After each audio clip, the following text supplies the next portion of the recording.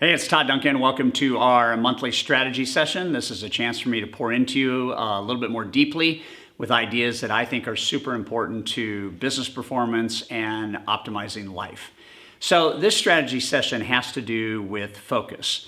We spent some time at Sales Mastery this last year thinking about focus, and I really had some real connected moments of what I felt I needed to say to people that every day are not harnessing the power of focus. What I've done in my life is I've tried to model high performance people. High performance people are not different than low performance people in terms of potential, in terms of who they are internally, in terms of even their opportunity for skill development. They're just not at a high performance level because they haven't implemented the strategies that get them there. So I want everybody to not take it personally if you're not at a high performance level. What is a high performance level? It's the top 10% of performers in any industry that we evaluate. So in the mortgage industry, we're evaluating 10 originators out of 100 originators. What do those 10 do differently than the other 90? Can the other 90 model that? Yes, they can. Can they get better because of that? Yes, they will.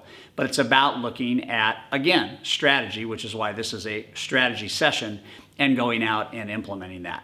So when I was a loan officer, and when I first started to realize that there was a difference between being average and being a high performer, I was introduced to one of Brian Tracy's thoughts. It's actually a law he called the law of comparative advantage. And what the law of comparative advantage is when two individuals are in the same market, they work for the same company, they have the same economic considerations, all things being the same, one outperforms the other 3, 4, or 5 to 1. How does that person get that advantage? It's not economics, it's not pricing, it's not product, it's not brand. The person gets that kind of performance because they have done different things with the only asset they have, which is time. So I started listening to this law, and I started listening to Brian Tracy teaching it, and I started to look at my own business, and I started to realize that what high performance is about is it's about spending most of the time that we get allotted to us performing things that create high outcome results, high performance, right? So I remember reading an article. I read an article, and this probably was in 1982, maybe 81 or 82. And it was about a gentleman that was the top insurance salesperson in America for Northwestern Mutual, and was being interviewed by Fortune magazine. And one of the interview questions towards the end was if there was only one thing you could share with individuals about performance, about how did you achieve this? How did you earn 7 figures in commissions selling insurance? What would that thing be? And he said, I learned from a mentor of mine that I should stop every 55 minutes and spend 5 minutes and evaluate how the previous 55 minutes went. It was a really big breakthrough because, right, if you are going to spend 55 minutes and you are not going to do something that is high performance, it would be really good to figure that out now instead of 2 hours from now. And so I listened to that and I said, you know what, I could do that. I cocould stop every hour and spend 5 to 10 minutes just evaluating how the previous time was allocated, and I can make several, in an 8-hour day, I guess I could make 7 in-flight corrections so that the next subsequent hour was used as a high-performance hour. So I found that to be really powerful in my own success, and I find that to be a powerful strategy for people to consider when you're looking at time and you're looking at resource and you're looking at what kind of juice are you getting out of the time that you have. So as is always the case, and I teach you to do this too, I spend, a half an hour, hour a day just gaining knowledge. I'm on the web and I'm checking things out. I'm doing research here and there. I've got a partner on our team that's a research assistant, does a lot of great stuff to help me gain leverage as I talk about high performance to you. So I want you to know that I came across some research from Fast Company magazine. And what Fast Company magazine has produced, in my mind, is the modern day version of what I learned from that guy that sold $1 million in commissionable insurance at Northwestern Mutual in 1981 or 82.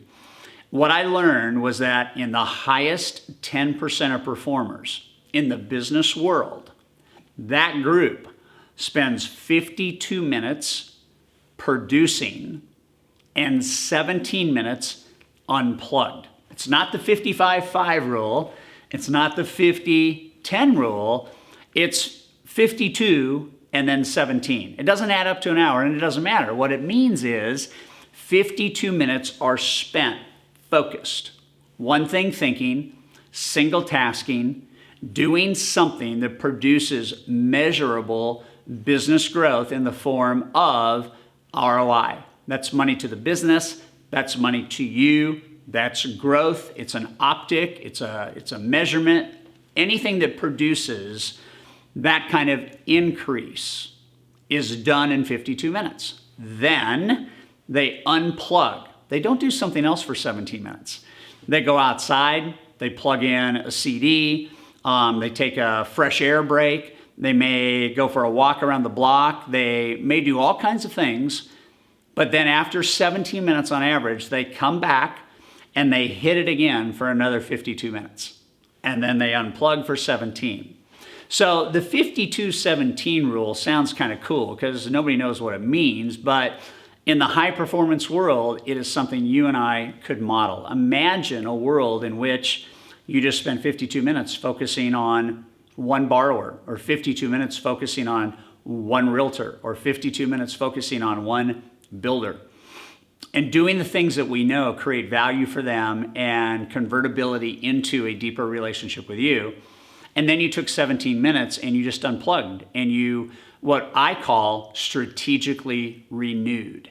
This idea of strategic renewal is, how do I feed my mind after working really hard for 52 minutes so that when I come back to work another 52 minutes, it's relaxed and ready to go again? How do I treat it? What kind of fuel do I give it? What kind of thought do I give it? What do I do for my body, my physiology? What do I do for my state? How do I change my energy? And then come back at it and hit it for 52 minutes. And I love that, because here's another stat, and this came from Stanford University.